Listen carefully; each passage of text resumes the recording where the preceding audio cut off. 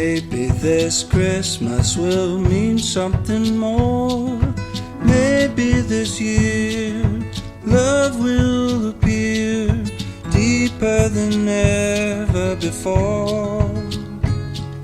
And maybe forgiveness will ask us to call someone we love, someone we've lost, for reasons we can't quite recall. Maybe this Christmas, maybe there'll be an open door. Maybe the star that shone before will shine once more.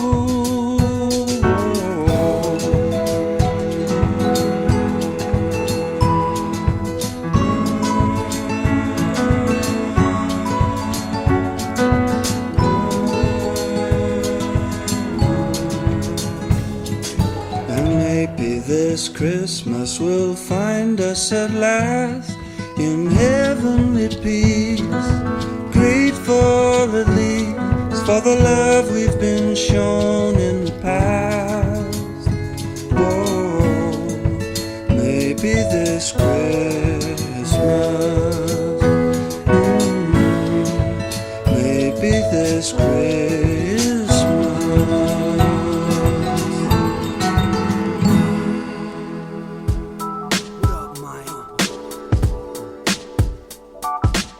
So, VK on the beat, check. I'm in Toronto where you wanna get the city love. I'm from Toronto where you wanna get the city love. I'm in Toronto like we wanna get the city love. My city love me back for my city love. I'm in Toronto. Welcome to episode 1603 of Toronto Mic'd, proudly brought to you by Great Lakes Brewery, a fiercely independent craft brewery who believes in supporting communities, good times, and brewing amazing beer. Order online for free local home delivery in the GTA. Palma Pasta. Enjoy the taste of fresh, homemade Italian pasta and entrees from Palma Pasta in Mississauga and Oakville. Season 7 of Yes, We Are Open, an award-winning podcast from Moneris, hosted by FOTM Al Grego. RecycleMyElectronics.ca. Committing to our planet's future means properly recycling our electronics of the past. And Ridley Funeral Home, pillars of the community since 1921. Joining me today on his mom's 83rd birthday, celebrating his Christmas miracle.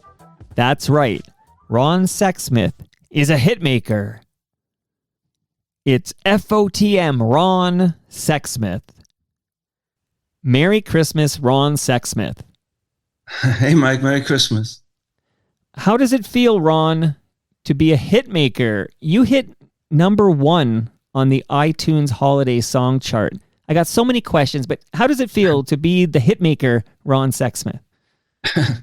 Well, that's a first for me. I'd never been number 1 at anything. Maybe potato sack race once or something like that.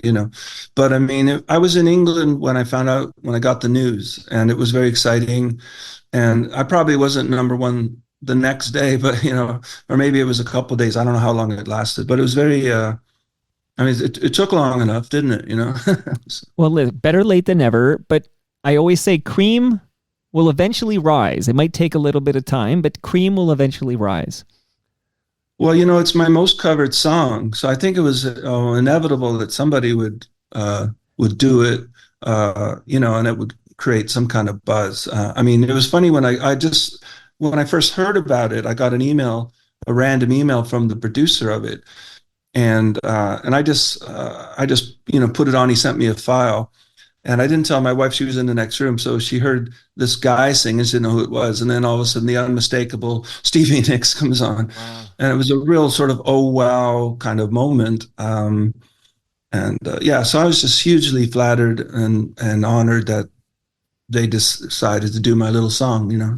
Well, now we're going to get the people who are living under a rock and say, what are we talking about? Ron Sexsmith, Stevie Nicks, the song went to #1. What's going on? Let's, Toronto Mike, we like to get in the weeds a little bit, get a little granular. But the song we're talking about is called Maybe This Christmas. And the version that went to #1 is a duet with not just Stevie Nicks, but former Philadelphia Eagle NFL player Jason Kelce. So they do a duet. So I'm going to ask you a whole bunch of questions to get the detail, but I'm going to go back, if you don't mind. Like, take us back to 2002, I suppose, and tell us about, writing Maybe This Christmas and maybe the album, because the album's called Maybe This Christmas. Give us like a 101 on when you wrote this song and what compilation it was released on and all that back in the early 2000s. Well, the song was actually written, I think, in 1999. It was written on Christmas Day. It was, Christmas can be really hard for some people. There's family issues and this and that. And my family life was a bit strained at the time. And I was hoping that it would be a good one, because we've all had, magical Christmases, or you know what I mean, like Christmases that seem more special, and then you'll have a whole bunch in a row that just sort of come and go and they don't really leave an impression. So it was that hope that this Christmas would be something more special or something. So I wrote, the lyrics came really, really quickly, but then, I didn't really know what to do with the song until I was signed to Network Records in America, and they were doing this compilation and they asked me, if I had something. So I went to the studio with my buddy Don Kerr, and we made the version that you may know, and it's just me and Don playing on it. It's very sort of amateur hour, but then lo and behold, it became the title track for this tribute album, which kind of took me by surprise. And then almost immediately we started getting, placements for it, like on a show called The OC, and different television shows were using it. And then it's just every year it's been like an evergreen, no pun intended, that it just keeps sort of the gift that keeps giving. Yeah. I love the fact you wrote it on Christmas Day, because I always hear about these iconic Christmas songs that we're inundated with at this time of year, and they're written like in LA in July or something in like a 110-degree Fahrenheit day. But this is authentic. You wrote this on Christmas Day. Yeah, and the thing is, I had the music written even before that, like years before, but I just assumed it was an instrumental, and I just I was just playing around with it, and like I say, the lyrics came really fast, and it was kind of my own Christmas present to myself on that particular Christmas. Yeah, I mean, the song means so much to me that I think it just really, for some reason, for a lot of people, I think it connects, or it resonates because of how difficult Christmas can be. And there's a lot of fluffy Christmas songs about, silly things and that. And I think it's nice to have one that's, it's a hopeful song, but it's also, I think people can relate to feeling estranged from folks and family, or being away far from home. So anyway, I feel kind of lucky that I managed to put it all together. So you mentioned earlier that this compilation from Network Records is called Maybe This Christmas, but was that a surprise to you? Like when you found out they were going to name the compilation after your recording, or were you, I don't know, did you have a role in that somehow beyond writing a great song? I don't even think they told me. I think it just came out, and my publisher told me or something. And it was exciting because, Coldplay's on there. I can't remember who all was on. I think Bare Naked Ladies maybe are on there.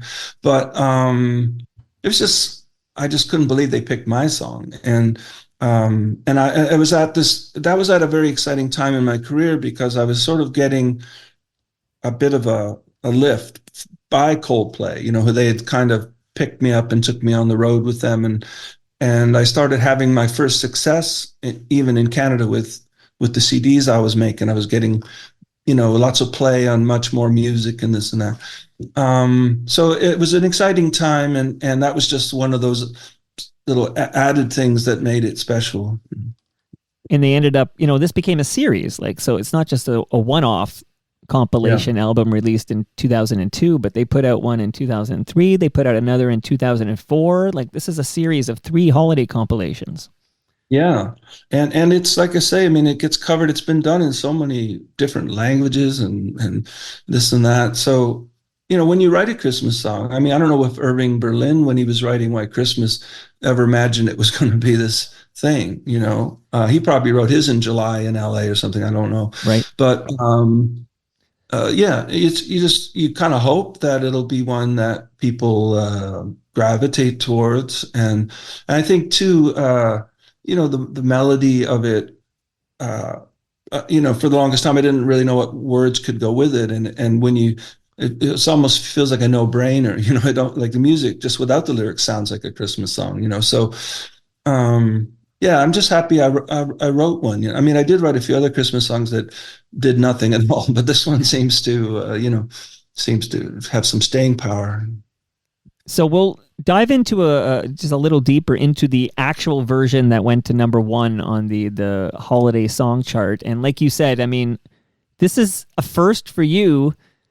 A singer-songwriter, by the way, because as you know, on Toronto Mike, I talk to many a singer-songwriter, and the name Ron Sexsmith comes up so often. I wonder if your ears are burning in Stratford there, because you're the singer-songwriter that so many Canadian, and not just Canadians, but singer-songwriters look to and say, you're the inspiration, you're the model, they love your stuff. So I feel like your critical praise in this country has never been matched, never been in sync, if you will, with your commercial success. So I feel like that you hitting number 1, this is the moment, like better late than never. Yeah, and I mean, I'm just finishing up my 18th album, so maybe it can ride on the coattails of that. Maybe It can't hurt, man. No, I don't think it can hurt at all. And we were trying to find a way to reach out to Jason Kelsey actually and thank him for doing it. I actually thought his voice was really nice. He sings in a very unpretentious way and a nice round tone. So if I can figure out how to thank him, I will. Or Stevie is too. Unbelievable. It's like you're getting some of that Taylor Swift heat, right? Because as you know, we shut down the city when Taylor comes to town. Like, there's nothing bigger on the planet when it comes to pop culture. You got Taylor Swift dating current NFL player with Kansas City Chiefs, Travis Kelce, Jason Kelce. I'm going to ask you about it in a moment. Retired now, but he's one of the voices with Stevie Nicks on the cover that went to number 1.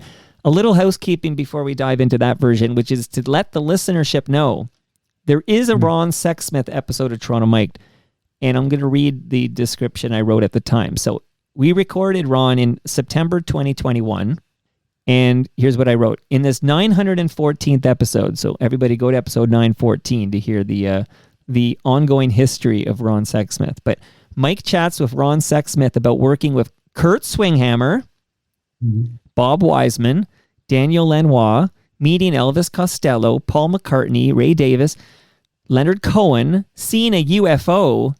Holy smokes, got to go back for that, and so much more. So episode 914 is where you go if you want the deep dive with the career, the wonderful career of Ron Sexsmith. I got a note from Kevin Glue who wants me to tell you that you are his all-time favorite songwriter. Oh, wow. That's nice.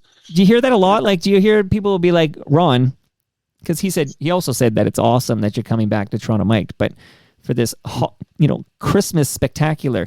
But do you hear that a lot? And how do you feel when somebody comes up to you and says, "Now it's not Paul McCartney, it's not Keith Richards, Mick Jagger, it's not Bob Dylan. You, Ron Sexsmith, are my favorite songwriter." I do. I mean, I hear it. I don't. It's always. You don't really believe it, when they say that.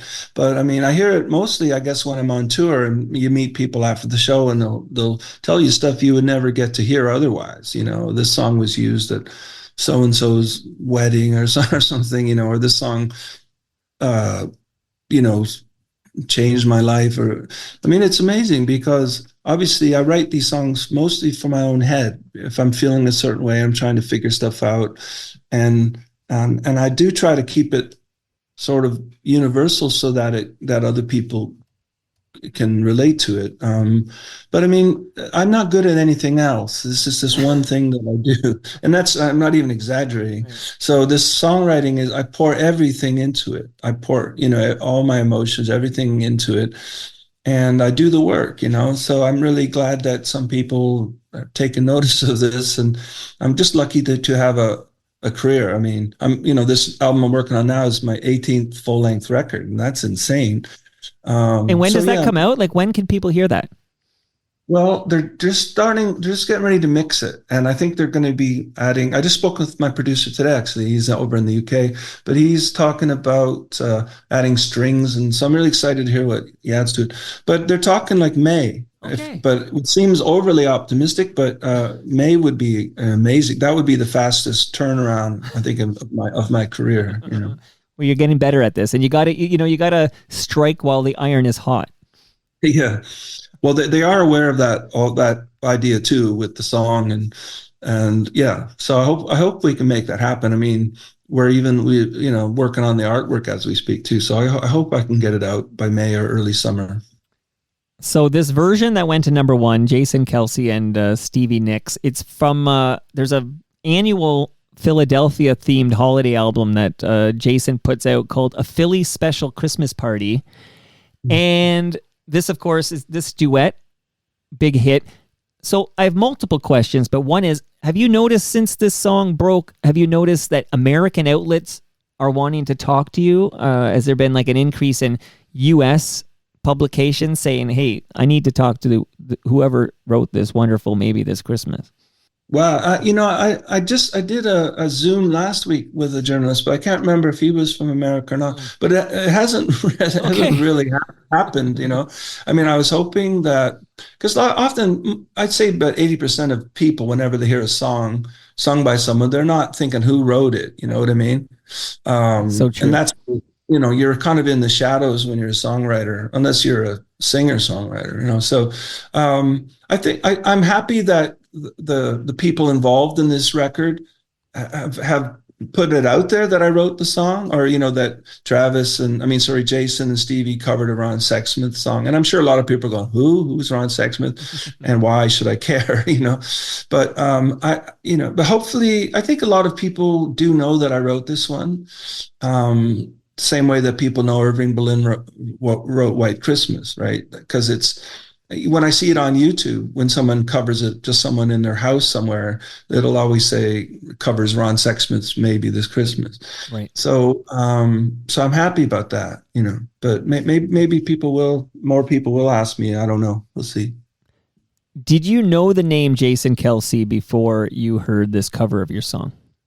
Well, I only knew about him through the Taylor Swift connection, because obviously Taylor Swift is front page news, everything she does, and I'd heard that she was dating Travis, and then I remember seeing some stuff on television where they were in the box, and they were Jason was there too, but I'm not a sports buff, I mean, my son is a huge football fan. I think he was probably more intrigued, initially that I was, but I mean. We just, watched the Jason documentary. That was very eye-opening, and he just seems like a really sweet person. They both do, and they're from Ohio, which is where my wife's from too, so she feels a connection. But no, I mean, it just came right out of left field, and but obviously, yeah, we have the sort of 6 degrees of Taylor Swift thing going on. You really have to to not know about Taylor Swift and Travis Kelce and then Jason. You kind of have to be somebody who unplugs from any form of media, be it mainstream or social. Like, that's one of those things where it's in the zeitgeist, and if you're at all plugged in, you can't really miss it. Yeah. And I am plugged in. I don't have a cell phone or anything, but I obviously have a laptop that I'm talking to you on now. And and this just being in this biz that I'm in, you kind of sort of have to keep up with things a little bit, I try to, although, I I still mostly, listen to vinyl, and I don't. I like to be in my own little world as much as possible. Kind of remarkable that in 2024, as it comes to an end, that you're still without a mobile device. That's amazing. Well, I mean, I don't know. I feel I don't want to sound boasting about it, but for me, I'm not really a phone person. I have a landline. I'm afraid that probably someday I'll go to use my landline and they'll say, "Oh, you can't use these anymore," like the phone booth or something, and then I'll be forced to get one. That may happen. I mean, the world is changing so fast. I read the other day somewhere that they're talking about getting rid of passports and just using face recognition. That scares me. I think that might make me stop going anywhere after that. But yeah, I am a bit of a stegosaurus, in this world, and but I like it that way. Yeah, and again, I got you on a Zoom, so you're not too much of a Luddite, because here you are. You remember the first Zoom we did? I don't know if you remember. I had the hardest time logging on. I remember seeing you and not figuring out how to get the sound working, and so I've gotten a little better. You've come a long way, baby. Thank you.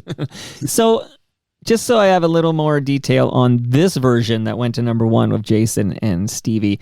So, and I don't know how it works in the music world. You'll tell me right now. But can anybody cover your music and not tell you? Do you have to approve? Like, can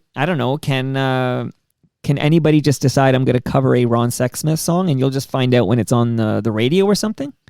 Well, they have to go if it's a commercial thing, if they're doing it on a record, or if they're doing it, or if it's a TV show wants to use it, they have to go through my publisher, which is Sony. But they don't have to go through me. I mean, sometimes the Sony will write me and say, we had this request for this or that song to be used for this purpose or that movie, and they'll ask me if I approve. And 99% of the time, I'll say yes. If they want to use it for the Trump rally, I'll say no or something. But in general, I'll say yes, you can use it. So, it's like.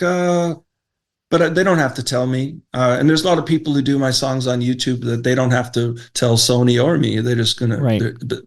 But I appreciate it when they say who wrote it, at least. Right. So. Okay. So Sony, for example, would have got a request for the OC to use your version of this song, maybe this Christmas. But did Sony say to you, "Hey, Ron, is it okay if the OC airs your song," or they don't have to? Do they give you that courtesy for the OC specifically? They don't have to. Usually, again, I'm usually the last person to know, or my manager will tell me. But I don't know. I know how it works that way. But the thing is, these songs, they're out there and people want to do them, and it's just flattering. I mean, I can't really imagine ever turning anything down. Right, maybe when R. Kelly wants to do a remix of maybe this Christmas or something. Okay, so when in the chain of things, like when do you get notified? You mentioned the producer sent you the file. Was that like a courtesy out of respect for you as a songwriter hey, what do you think? This song has just been covered by Jason Kelsey and Stevie Nicks. Is that when you learned this was happening? Yeah, and the producer, apparently I'd met him before. I did a show in New York at the City Winery there, and where there was a choir, a men's choir, and they wanted to back me up on a Harry Nilsson song that I'd recorded called Good Old Desk. And apparently this fellow was in that choir, but I didn't, this was quite a long time ago, so I didn't remember him. So he would have been the one who made the request to Sony about the song. So he just, out of courtesy to me, sent me a cold email one day saying, "I thought you should know about this. We're pretty excited." And he said that Jason really, the song really meant a lot to him lyrically. And so, it just came out of nowhere. And I mean, I think I was the one that told my manager about it, because he hadn't heard, because I don't think that it had been announced yet. So, and that's a first. Generally, I'm the last to know. So. Exciting times for Ron Sexsmith here. Now, how did it feel, Stevie Nicks? I feel like we've talked a lot about the football guy, okay? But Stevie Nicks is on this song singing this duet. Like, how does it feel to have Stevie Nicks go to number 1 with one of the songs you wrote?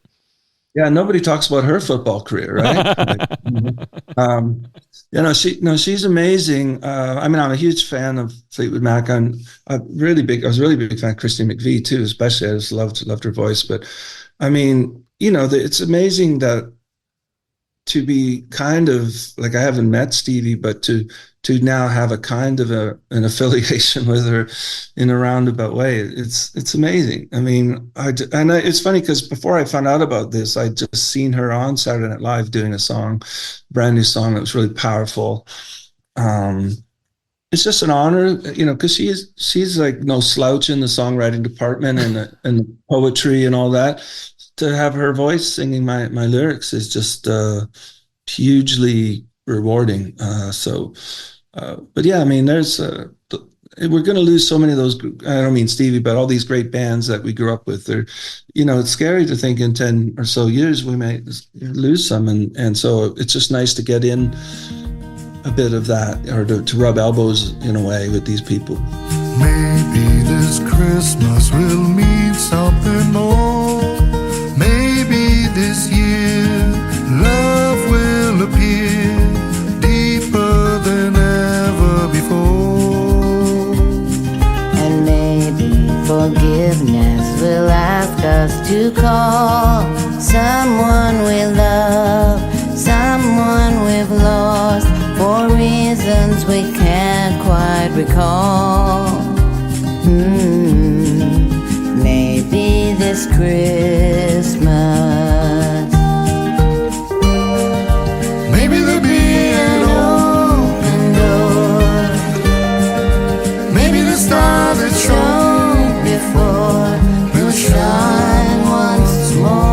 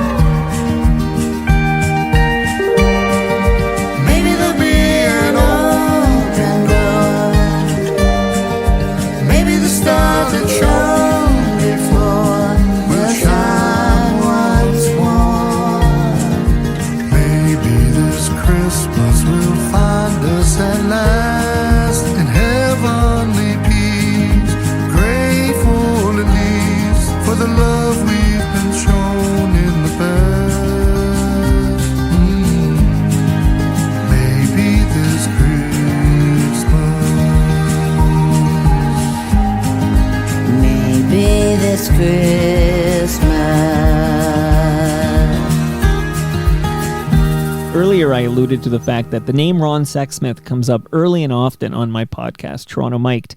There was a recent visit from Tim Bovaconti. Were your ears burning during my chat with Tim Bovaconti? Yeah, I listened to a bit of, yeah, I mean, Tim, we go back a long ways.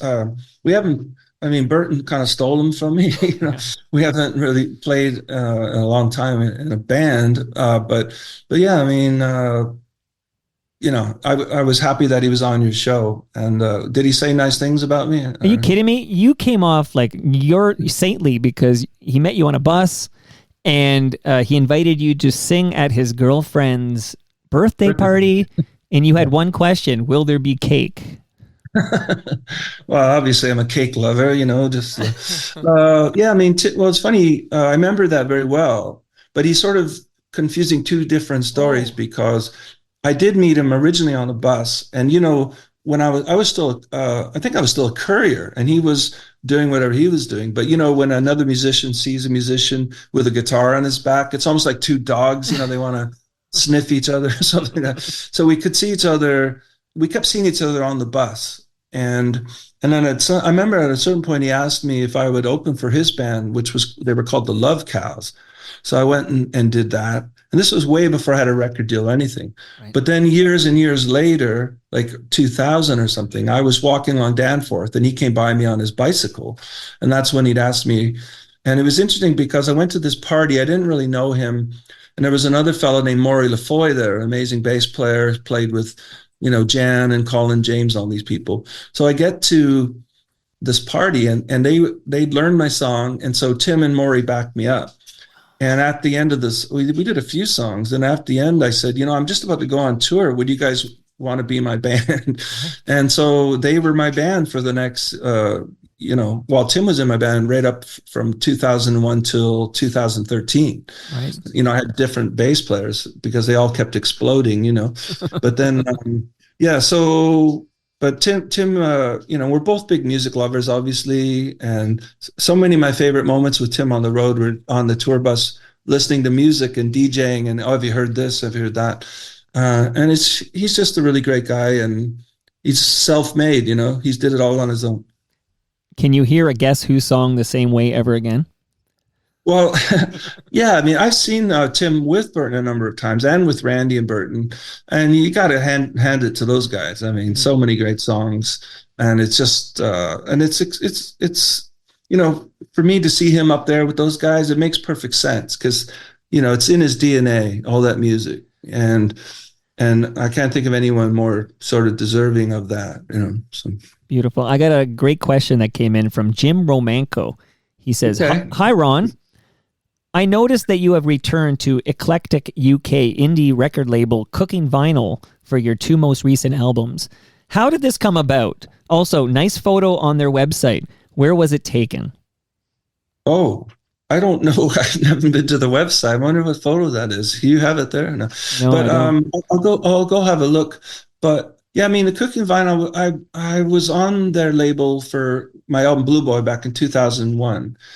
And then, somehow we bounced around on a few different labels between then and now. And so when, I can't remember which album, it might have been Last Ride or Hermitage, where we found that they were all still there, and a lot of the same people that I worked with back in 2001 were still there. So it was really nice to reconnect with them. And I feel like I have a home. I feel like I have a real, it feels secure. Like they survived the whole downslide of the music industry, and they're still, you know what I mean? They're still a thing. So, and they seem like having me on their label. So I hope I don't know how many more records I'm going to do, but I hope that they'll be my peeps, Well, you're just warming up. You only hit number 1 last month, so you're just You're starting to cook. You're cooking vinyl. You're starting to cook with gas here, Ron. So. Wow. Well, I'll take your word for it. Thanks. I'm going to close with a poem, and then when I finish this poem, you're going to tell me if you know what poet composed this poem. You ready? Okay. There once was a site named Twitter with a pretty blue bird, and all was well till Musk threw it in the shitter. He dragged it all the way to hell with lies and misinformation, and soon it all went wrong. So now we're here on Blue Sky, where bluebirds all belong. Is that Shakespeare? It's you're close. Starts with an S. Yeah. No, I've been sort of weaning myself off Twitter. I'm hoping to leave Twitter next year because it's become a very toxic place. And this Blue Sky, which is very much, it's actually started by the guy who started Twitter originally. And so I've just been sort of investigating, and it seems like a much nicer place. And so that was my ode to to Blue Sky. Well, let me say, I'm glad to see you on Blue Sky, because I still, I go into, for 2 reasons. I'll pop into Twitter only once or twice a day. I used to be on Twitter all the time. I used to love it so much. But now I pop in, once or twice a day to see, I check notifications because sometimes people ask me questions there. And then I will literally copy and paste down like a promotion. Like I'll be like, there's a new Christmas spectacular with Ron Sexsmith on Toronto Mike. Then I'll link to it. So it's like I'll promo and I'll check notifications. But I hate it there now.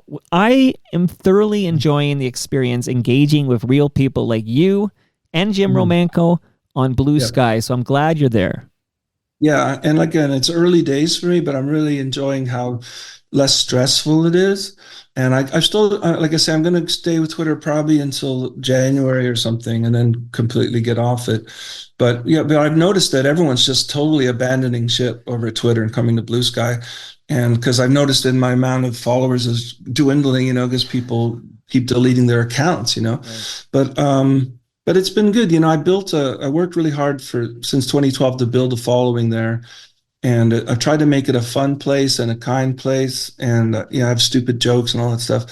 And, So Blue Sky, I was happy when I went to check it out. I thought, oh, it's just like Twitter. I mean, it's the way it's set up and everything. So it's very easy to navigate. And but yeah, I'm going to make the leap very soon, I think. So.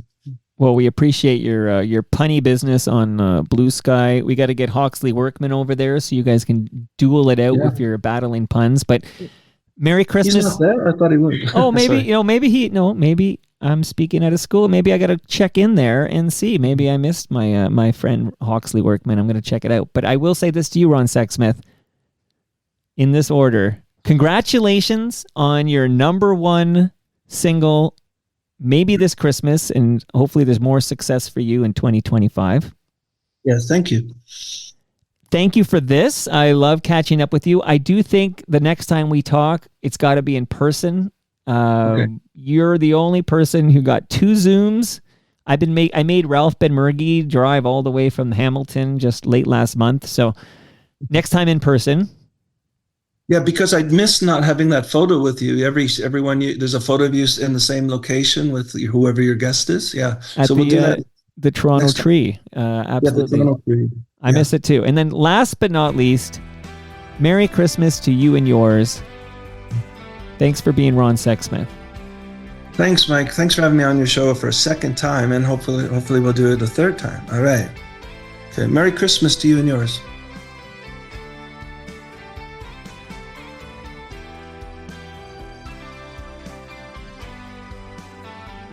And that brings us to the end of our 1,603rd show. You can follow me on Blue Sky. I'm at torontomike.com. Go to torontomike.com for all your Toronto Mike needs. Much love to all who made this Christmas spectacular with Ron Sexsmith possible. That's Great Lakes Brewery, Palma Pasta, RecycleMyElectronics.ca, Moneris, and Ridley Funeral Home. See you tomorrow when I drop episode 1604 with Retro Ontario. That's right, it's the 6th volume of Christmas Crackers.